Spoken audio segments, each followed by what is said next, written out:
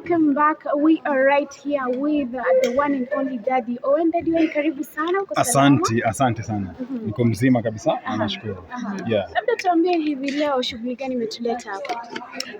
First and foremost, I want to apologize. Ilikuwa hii press conference ilikuwa kwa Monday and then nika cancel impromptu. First, and I just want to say sorry for everyone, to apologize to everyone when you cancel and all that. And then today, I just want to thank you for making time to come here. I know it was a short notice, but tuko hapa sisi wote tunafanya kitu fiti. So the main reason for this press conference is just to talk about my event that itakuwa this Saturday, that is March 9th at the Carnival Grounds this coming Saturday. Na ni event inaitwa Malaika Disability Walk. I have a foundation called Malaika Disability Foundation, whereby we create awareness on the plight of persons living with disability.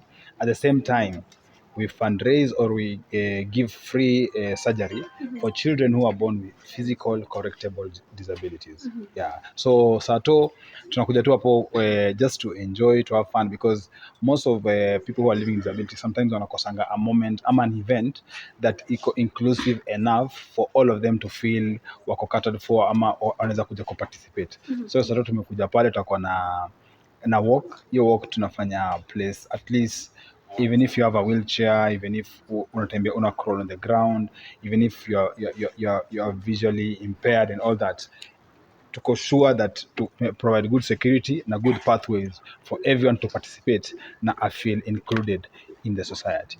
And what should people expect on that day? Because hii ni kitu hype sana. Tumeona sana kwa mtandao and I know so many people have expectations. Yes. What should we expect? Yeah, it's number one, it's very interesting because tunafanya walk in the morning. I can give like I'll just go through the schedule, how the timetable looks like. So arrival time by the way wanafika hapo asubuhi, because you know when you're doing a walk utafanya kama jua imewaka sana.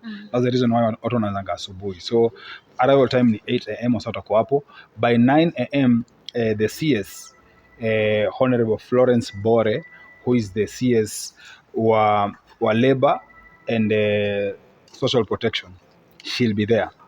Na the most important thing why we included her, because the disability fall under her docket. That's why she's the one who's coming to flag off the event. So at a flag of the event at around 9 am, then from there tunaenda walk kuzunguka from Carnival Grounds, tunazunguka around Uhuru Gardens, tunapaka bypass, then we come back. The walk might take longer because we have to take care of everyone, because kila mtu anatembea the same pace, so it take longer. Tunapata wase kama 1 to 2 hours just to do the walk. Then after the walk we're coming back to the Carnival Grounds.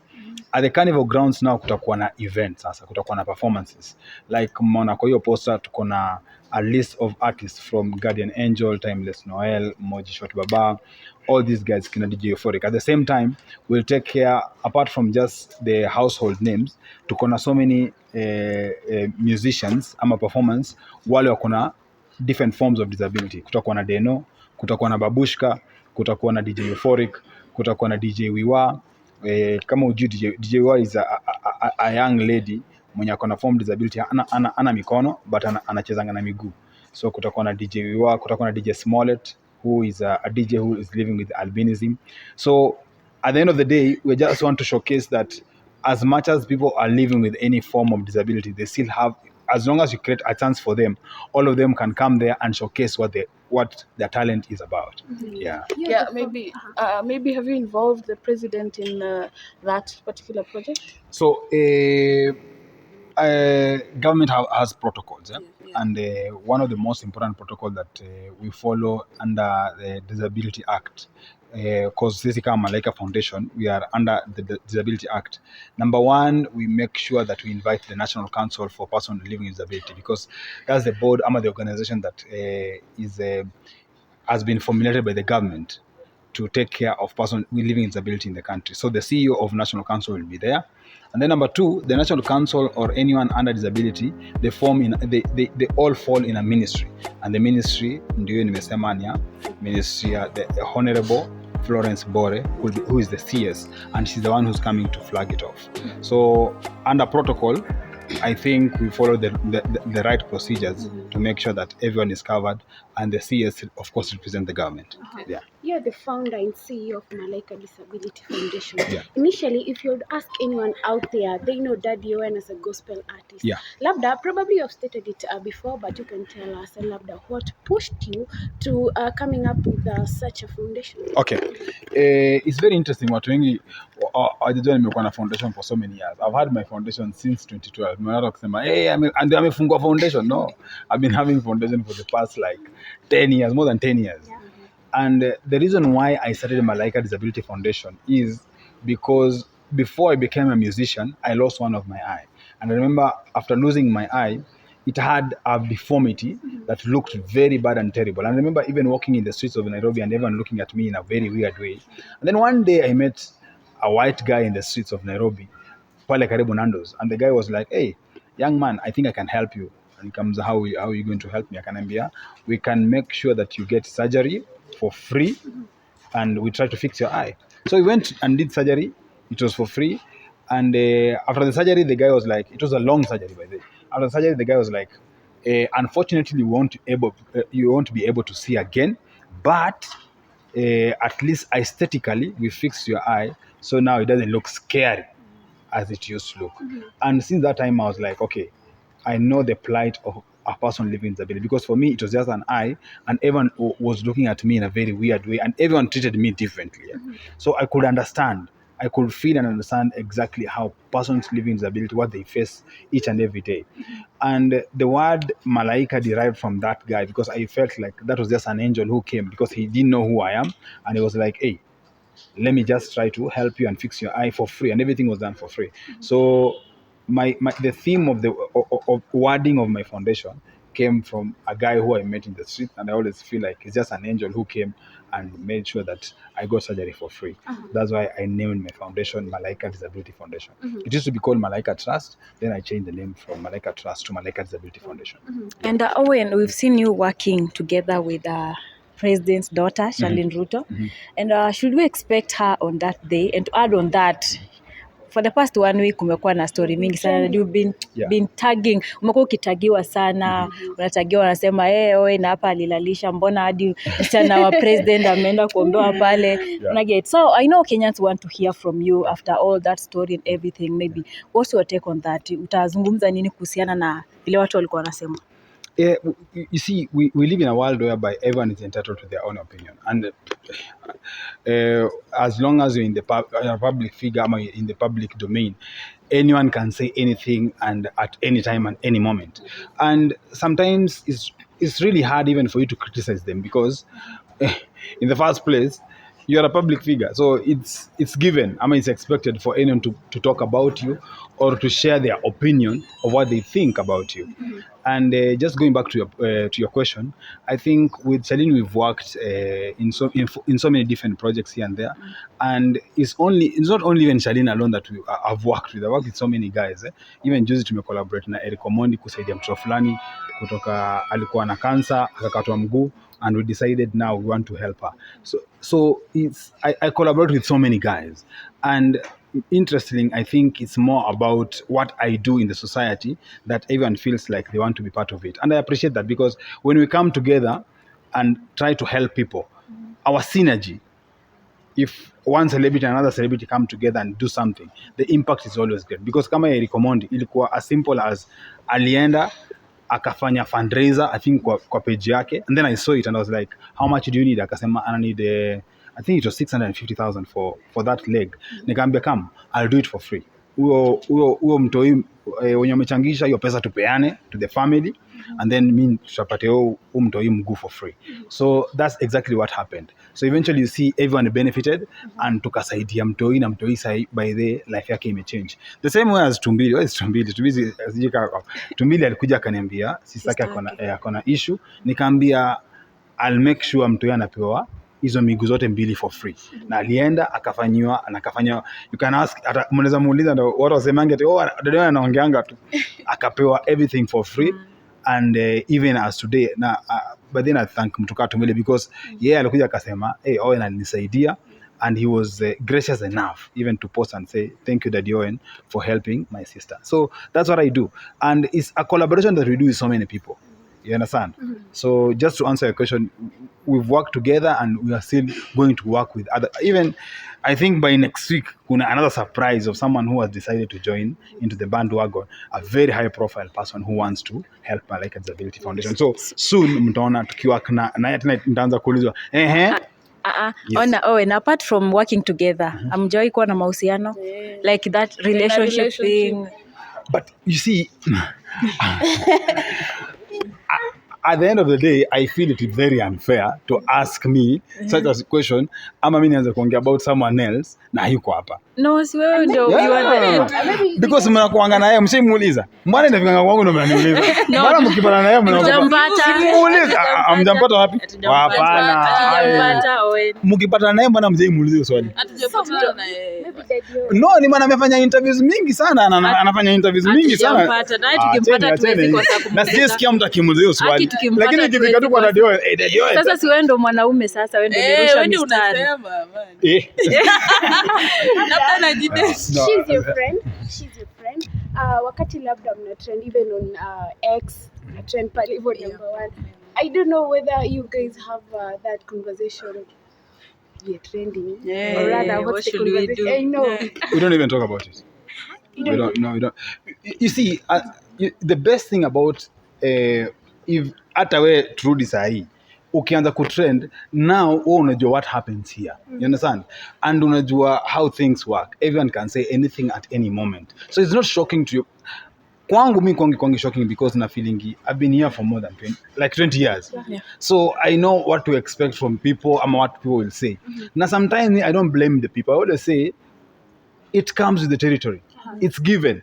Once you ushakuwa public figure, ufai complain vitu zingine.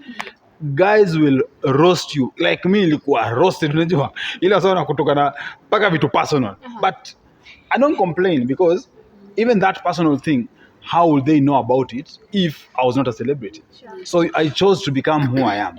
And the moment Nili choose to become who I am, I should expect positive and negative.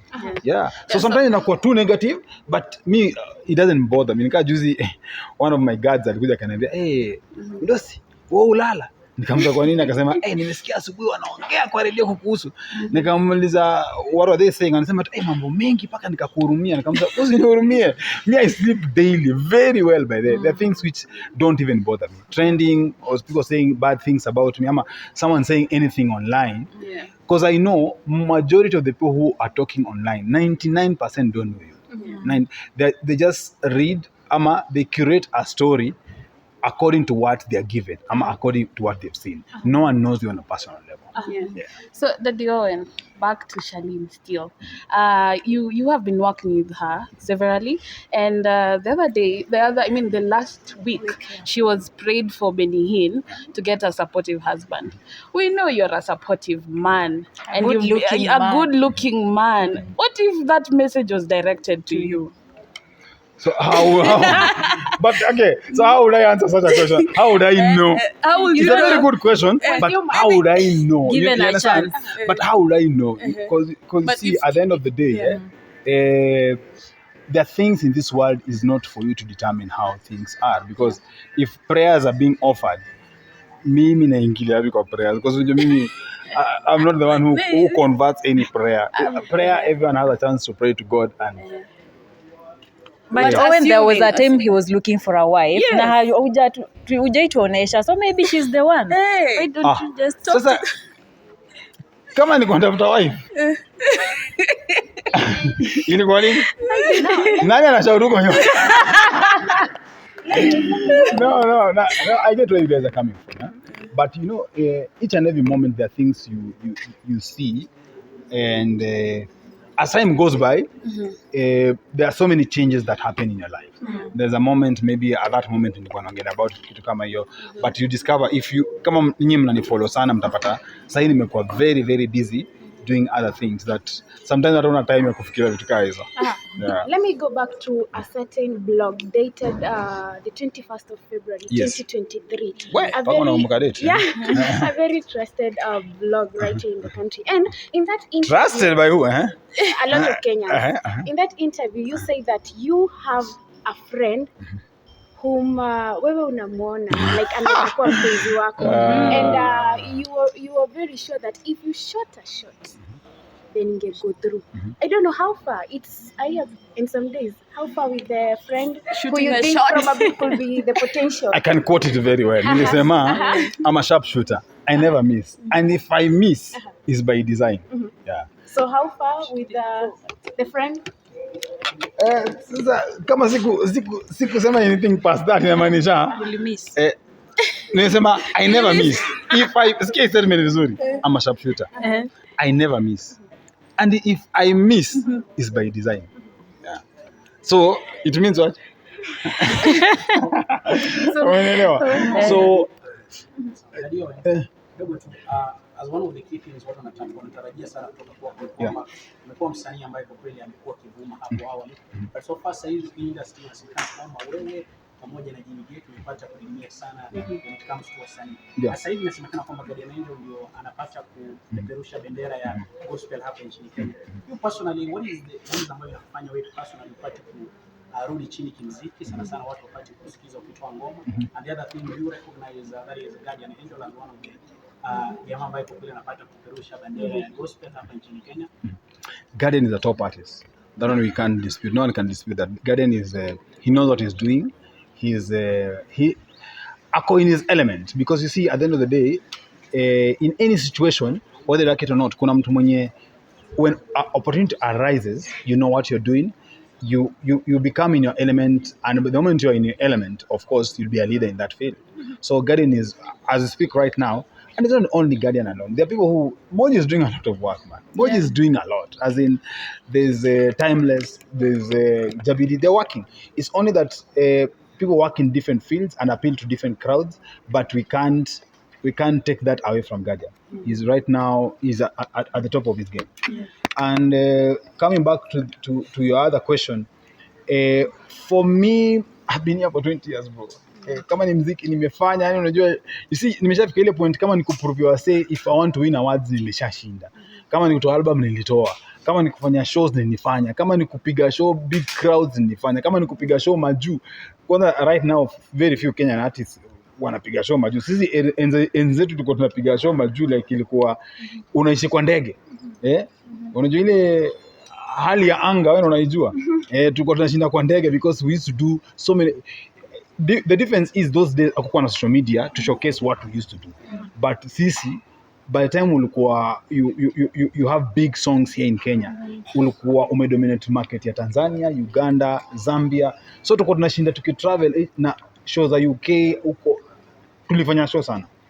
And that's the only thing I will urge the artists right now. They need to change on how they approach stuff, because unfortunately if you're not careful, the same way the Bible says, a prophet is never respected at home. So for a while itafika mahali watafeel si ati wamechoka na wewe, but utakuwa umesha exhaust the favor. So you need to start planning for the next phase. So for me, I did all that. And musema mziki ni kama wife ama kama dame.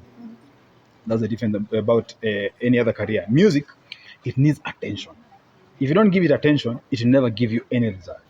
So if you're not concentrating on music and doing music, like una kama sai Guardian, 90% of his photos anakuanga wapi? Ako studio. You understand? So ina muziki iko hivyo. Inataka attention, ni kama dem. Unajua dem pia usimpea attention kidogo kutoka. So that's the same thing. So if you don't give attention to music, definitely it will not give you any result. So for me right now, watu wengi hawajaijua, I have a fully fledged office. I wake up in the morning, go to the office 9 to 5 each and every day. There are few days sana dedicate kama saa hii. Mimi on a normal days ni zile picha I don't post, but normal days I wear suits every day na kwa office asubuhi na mapema. So you see, in my office I do so many things to a level whereby by the time I go to the studio unapata ni kama it's just more of that, a substitute thing that I'm doing. But it doesn't mean that I've stopped doing music. It doesn't mean that I've stopped praising the Lord. It doesn't mean that I don't do anything towards my ministry. I still try to preach online, and I still what I'm doing, unaona kama sasa story ya Malaika, it takes a lot of your time. Malaika, because I have to go to look for these children. Each and every year, we support more than 300 kids, bro, to get surgery, to get prosthetic limbs, and to make sure we transform their lives. I hope I've answered your question. Yeah. Yes. Yeah. It bring a lot of stories za watu wanataka kujua exactly mbona ukisema enzi yenu ambapo sasa hivi kwamba wewe kiindustry kama hapa kwenye gospel kwamba sasa hivi wewe umepata kuipea nafasi kidogo, itulie kwanza ndio uhakikisha kwamba Malaika Disability Foundation pia inapata kupewa nafasi. When I say enzi, zile enzi zetu inamaanisha it's so obvious. Zile enzi ulikuwa unajuanga tuko tunatoa top charting songs each and every moment. You understand? There's a difference between when natoa ngoma moja just for, you understand? Kuna zile ngoma mimi natoa tu naeka tu online, and then but kuna zile siku ulikuwa unatoanga songs so you are so sure this song is inaenda kushake the whole East and Central Africa. Unapata mimi nilikuwa napiga show paka Togo manze. Niko Togo, niko Burkina Faso. Tobina nilipeleka weird countries zenye hata watu waongee Kizungu, unaongea wanafikiri najua Kifrench, kumbe ni Kifrench ile niliandikiwa. You get? So all those things we are referring to those days nilikuwa tunafanya vitu kama hizo. Sasa hii I rarely even do shows. I rarely even perform. Once in a while ndio nipata kwa stage na perform. I appreciate because I still get the same love. Nimekuwa juzi tumekuwa cheza gospel Dandora. The reception was amazing. Yeah. So I still get the same love. I appreciate. But kuna wakati tuko tunafanya in 1 week you end up, nishapeana hiyo story, in 1 week tuko tunafanya show kama 7. In 1 week tuko tunameka kama 3 million. In 1 week. And you make na unaenda home na uko sawa. So currently there is a hashtag inasemekana kwamba bring Naibo tunataka Naibo. Yeah, nimeona. Ifika wakati wako ambao pia watu watahisi kwamba hashtag itakuwa ina trend, wanasema kwamba but me just see the difference. Naona sipotea hii kwa sine. Naibo alipotea kabisa. Me as much as naweza kuwa napotea, naweza potea mostly unapata nimepotea maybe kwa kimuziki, but kuna vitu vingine bado nafanya. You get it? And I really appreciate your question because kuna hizo moment and it's a good thing. Nataka mimi najua kuna wase wengi wako na talent that wanani tu mtu someone to believe in you and tell you, hey, we need you back. Now ukishapata call kama hiyo, by the way, you always feel energized na kusema, hey, if these guys want me back, let me go back to the studio. So Naibo pale huko bro, kwanza ndakupigia simu leo. Because bro unatafutwa.